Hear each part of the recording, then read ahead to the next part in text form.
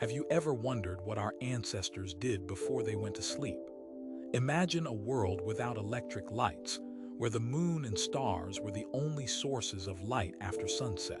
In this long, slow bedtime story, we'll journey through time to explore the history of sleep, from ancient civilizations to medieval life, and uncover some surprising habits, strange customs, and rituals along the way.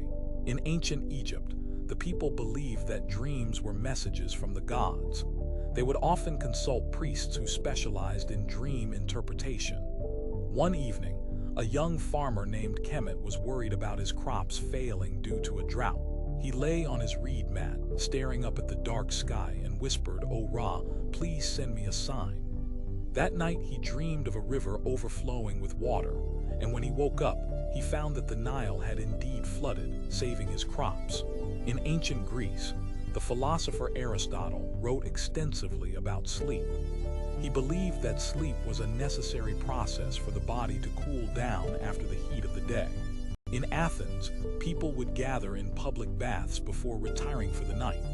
The warm water and soothing scents helped them relax and prepare for a good night's rest.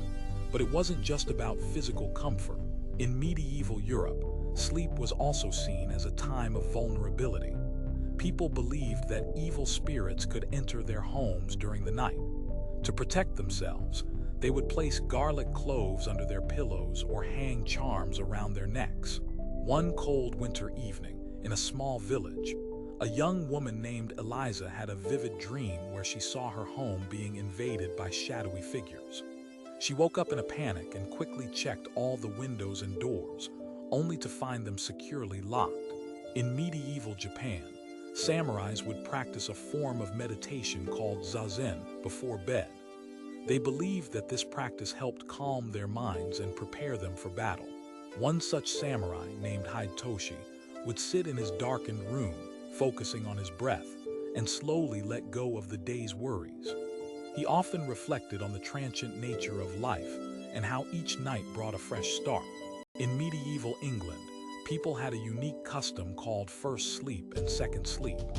They would go to bed shortly after dark, wake up for a few hours in the middle of the night, and then return to sleep until morning. During this waking period, they would often read, write, or even visit their neighbors. One such story is about a blacksmith named Thomas, who used this time to craft small trinkets and toys for his children. He found it to be a peaceful and creative moment in the otherwise busy day. But not everyone was so fortunate. In many medieval towns, the poor often had to share their homes with animals, which made sleep difficult. They would stuff their mattresses with straw or leaves to make them more comfortable. One night, a young servant girl named Margaret woke up to find that her mattress was infested with fleas. She spent the rest of the night scratching and tossing, longing for the comfort of a clean bed. In ancient Rome, the wealthy had luxurious sleeping arrangements. They would sleep on raised beds with feather pillows and silk sheets.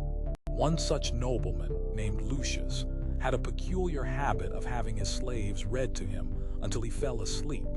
He believed that this helped him have more pleasant dreams. However, one night, as the slave was reading, Lucius suddenly sat up in bed, exclaiming, "Stop! I think I hear something." The room was silent, and after a moment he lay back down, murmuring, "It must have been my imagination." Throughout history, sleep has been a source of both comfort and mystery. Our ancestors found ways to make it a sacred part of their lives, whether through rituals, customs, or simply by finding moments of peace in the darkness. So, as you lie in your bed tonight, think about all those who came before you, seeking rest and solace.